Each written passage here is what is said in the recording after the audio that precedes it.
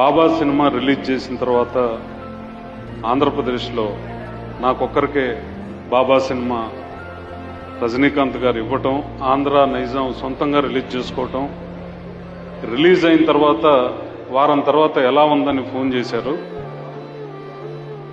పర్వాలేదు సార్, యావరేజ్గా ఉందన్నాను. తర్వాత ఒక 1 మంత్ తర్వాత వాళ్ళ మేనేజర్ ఫోన్ చేశారు, మీరు ఒకసారి వస్తే మాట్లాడతామని.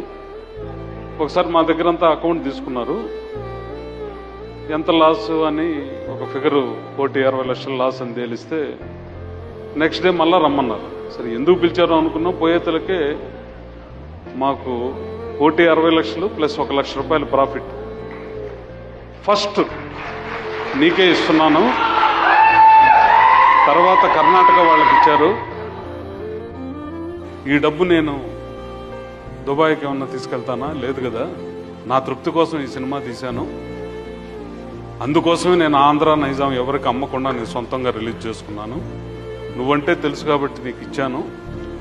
ఇండస్ట్రీలో, సినిమా ఇండస్ట్రీ చరిత్రలో దేవుడు, మనకు కనబడే దేవుడు రజనీకాంత్ గారు.